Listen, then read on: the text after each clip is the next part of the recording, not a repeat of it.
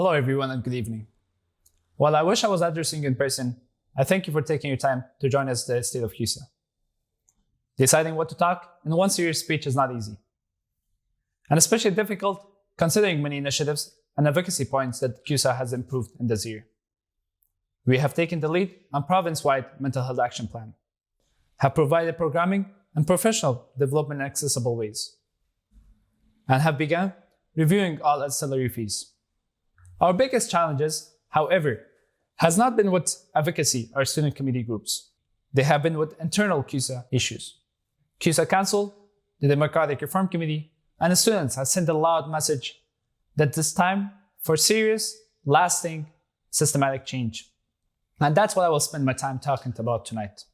There was a time when CUSA was a model student association, and many student groups across Canada looked up to us. CUSA was one of the first student unions in the country, and many student lobbying groups were started right here on Carleton campus and UC Ethereum. However, times have changed, but CUSA has not changed with it. As the years have gone by, CUSA has made a small change after a small change.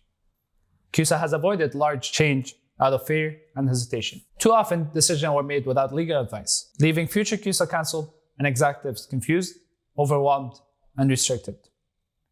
Without boring you on legal complexity of the Nonprofit Corporation Act and the two set of bylaws, I can say our current situations and the structure are chaotic.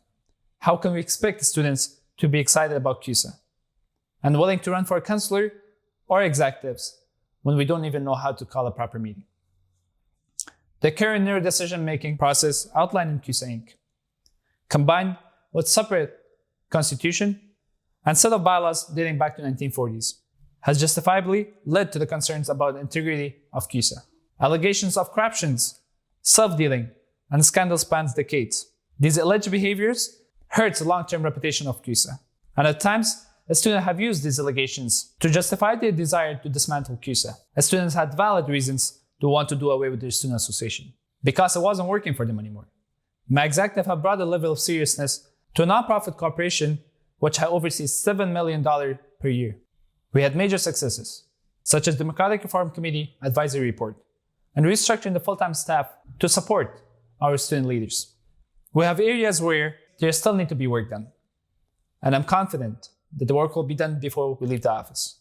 In coming weeks, CUSA Council will consider new bylaws. Various council committees will be responsible for completing the supporting documents for our new structure. System of accountability, checks, and balance are built into these new governing documents. A once secretive and powerful CUSA Board of Trustees is being expanded to include students at large.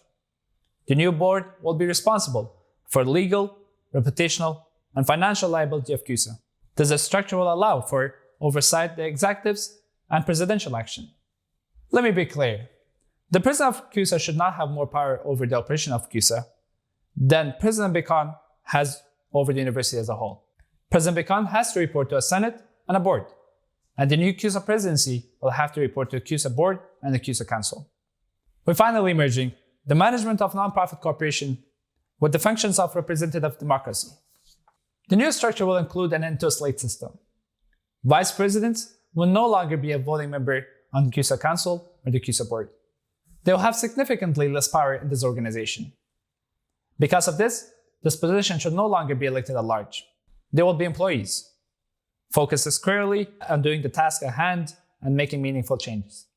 And because of this change, CUSA Council will elect the best person for the job, based on the qualifications rather than popularity.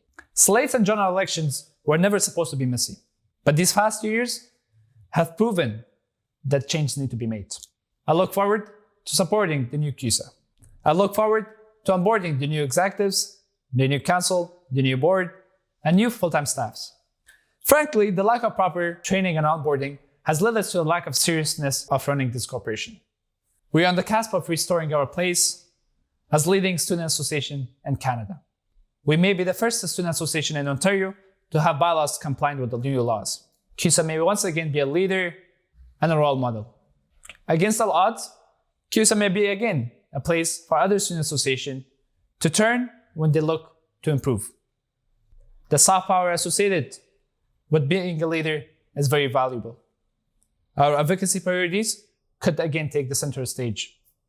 An emboldened CUSA president can push the agenda of college students internally, municipally, provincially, and federally.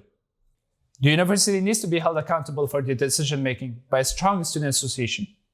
A strong student association means a strong advocacy on tuition decreases, in-person learning, and campus social justice. Now, these changes are all in progress at the moment. While change is in the air, and nearly everyone on campus supporting the new CUSA, it's my job to give you an honest assessment on where we are right now. CUSA is in a weak state. We're currently having two sets of bylaws that frequently conflict. These bylaws were never designed to be CUSA specific.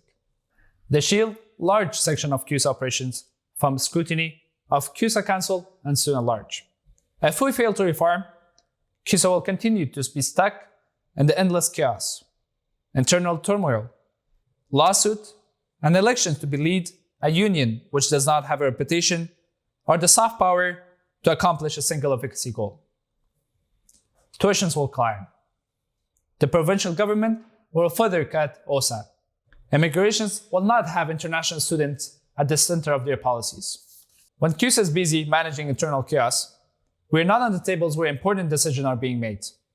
It's time to evolve, and it's time to move on.